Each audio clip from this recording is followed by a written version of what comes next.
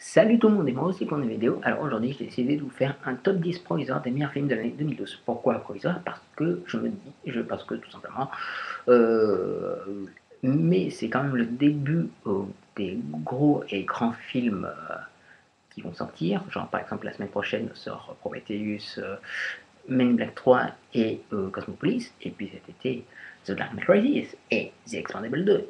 Donc voilà, faisons ce top 10 provisoire. Allez, on commence. Donc par Rec 3 de Paco Plata. Alors, pour les adjectifs qui conviennent à Rec 3, c'est fun, décomplexé, gore et sympathique. Et honnêtement, ce film est tout ça à la fois. Ce qui est dommage, c'est que le film n'engendre pas vraiment d'enthousiasme, ce qui est dommage parce que c'est vraiment un retour au film de Contaminé, des fun, décomplexé et sympathique. Et gore aussi. Donc voilà, numéro 10, Rec 3. En numéro 9, The Avengers de Joss Whedon. Alors, ce film est tout à fait correct, honnêtement.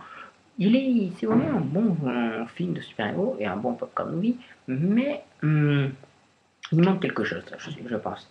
Il manque quelque chose. Je n'aime pas spécialement les scènes de dialogue, je les trouve un peu mollassonnes, mais ce côté mollasson est contrebalancé par des scènes d'action spectaculaires et magnifiquement filmées. Bon, le gros problème de The Avengers, c'est que la 3D ne sert à rien, ce qui est dommage. Ensuite, en numéro 8, Camelot, la série avec Eva Green, entre autres. Alors, cette série, malheureusement, n'aura droit qu'à une saison, ce qui est dommage parce que, honnêtement, Camelot, ça partait mal, je dois l'avouer. Mais au fur et à mesure, quand j'ai commencé à trouver la série de plus en plus sympathique, à trouver que les événements s'enchaînaient à une vitesse et tout, et à la fin j'étais là à dire oh mon dieu, vivement la saison 2, et puis bon, voilà, malheureusement, pas de saison 2. Dommage. Ce qu'il faut retenir de Camelot, c'est que c'est le mythe de Camelot est revisité. Il y a du cul, il y a du sang, et voilà. Acteur convaincant aussi, donc voilà. Camelot numéro 8. En numéro 7, John Carter de Andrew Stanton, avec Taylor Kitsch. Alors c'est sûr, c'est un nom un peu étrange, mais le film n'est pas du tout kitsch. Non, au contraire, le film est vraiment très très bon. Un bon spectacle, un bon blockbuster, un bon film de science-fiction, honnêtement. Les personnages ont été très bien travaillés. Leurs interprètes sont excellents, surtout Taylor Kitsch, parce que lui, il a quelque chose un peu de Conan le Barbare, mais un peu plus gringalé, on va dire. Et puis des scènes de combat vraiment épiques, avec du sang bleu, certes, mais honnêtement, on voit bien que s'il y avait un peu plus de violence, ça aurait été génial. Après, ce qui est dommage avec ce film, c'est que il y a l'humour Disney, l'humour au pire des Caraïbes, et ça, j'aime pas trop. Voilà, ce qui est dommage. Ça amoindrit vraiment un aspect épique et spectaculaire au film. Mais cela dit, la 3D est très agréable pour les yeux. En numéro 6, on retrouve Millennium de David Fincher. Alors j'ai été un peu surpris de savoir que il y a des gens dans mon entourage qui trouvent que le film est pas super, voire même pourri. Mais perso, alors je n'ai pas vu le Millennium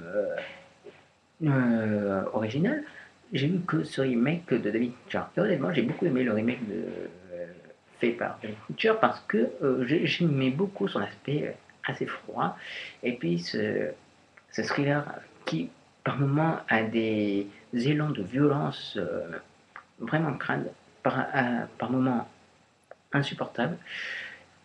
Et puis aussi, les acteurs sont excellents, à commencer par Daniel Craig et Rooney Mara, qui sont vraiment excellents, qui interprètent leur personnage à la perfection.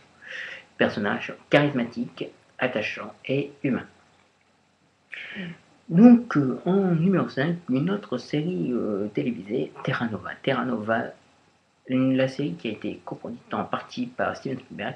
Alors là aussi, je suis un peu triste pour Terra Nova parce que elle n'aura droit qu'à une saison, ce qui est dommage. Parce que honnêtement, certes, la direction artistique est un peu faiblarde, la réalisation n'est pas au top, mais les acteurs sont excellents et les personnages qu'ils interprètent sont très attachants. On est vraiment toute l'histoire est basée vraiment sur les personnages. Et honnêtement, j'ai accroché du début à la fin de la saison 1. Et moi, je ne peux que vous recommander de voir Terra Nova. Voilà. En numéro 4, Chronicle de Josh Trank. Alors, ce found footage qui commence comme un teen movie et qui vient un film de super-héros, au départ j'étais super sceptique, je me disais que ça allait être nul, et finalement, il se trouve que Chronicle est vraiment un très beau film. Une très bonne surprise, c'est super bien réalisé, alors que, bon, le found footage, on commence vraiment un peu à en avoir marre, mais cette réalisation en found footage, le réalisateur il va jouer dessus, il va créer à la fin une mise en scène lors de la fight finale. Et franchement, c'est bluffant. Honnêtement, les spéciaux sont bien, même si on voit que le budget est parfois limite. Mais cela dit, honnêtement, Chronicle était excellent. Ces acteurs étaient excellents, alors qu'ils ne sont pas spécialement connus en France. Et puis des personnages très attachants. Donc voilà, en numéro 3, Clo-Clo de Florent Emilio-Seri. Alors, celui-là, c'est vraiment le meilleur film français de l'année. Honnêtement, sans aucun doute. Alors, la réalisation est vraiment impeccable. Par moments, Florent Emilio-Seri a des élans oniriques qui honnêtement, je n'en attendais pas autant, ce qui m'a surpris, mais qui en même temps est, est bien vu, honnêtement, c'est super bien vu. Et puis il y a des plans séquences de malades aussi. Et Jérémy Régnier, excellent dans le rôle de Claude François. Ce type mériterait un César du meilleur acteur. Voilà, donc numéro 3, Clo-Clo. En numéro 2, on retrouve Le Territoire des loups de Joe Carnahan. Alors ce film, vais avoir du mal à en parler, parce que c'est particulier. Ce film est particulier. Ce n'est pas un survival horror habituel. C'est quelque chose qui va un peu plus loin. C'est, comment vous dire, c'est imaginer un peu, je ne sais pas, un The Tree of Life, légèrement un petit peu vulgarisé, on va dire, plongé dans un survival horror. Voilà. Et puis le protagoniste du film, interprété par Liam Neeson, qui est excellent, qui doit à tout prix faire le deuil de sa femme et tout ça. Enfin, c'est un truc assez particulier. Et, euh, et voilà, il y a vraiment quelque chose de spécial avec ce film. Donc voilà, Le Territoire des loups, que je vous recommande. Il faut vraiment se plonger dans le film dès le début. Sinon, vous allez dire, mais c'est quoi ce film? On dit, c'est de la merde et tout ça. Mais c'est vraiment un très très bon film. En numéro 1, le meilleur film de l'année pour l'instant, en attendant les autres films de l'été, Cheval de guerre de Steven Spielberg. Alors, Cheval de guerre, j'ai été aussi assez surpris de voir qu'il n'avait pas spécialement des bonnes critiques, ce qui est dommage parce que honnêtement, Cheval de guerre est un film éblouissant et un film aussi émouvant. Et moi, perso, je vous recommande de le voir, c'est super bien interprété, c'est super bien filmé. Ce cheval honnêtement, c'est très rare que je m'attache à ce genre d'animal. Honnêtement, ce cheval, il passe par toutes les galères comme pas possible et, et on ressent de l'empathie, de la sympathie pour lui. Donc voilà, en numéro 1, Cheval de guerre, le meilleur film de l'année 2012 pour l'instant.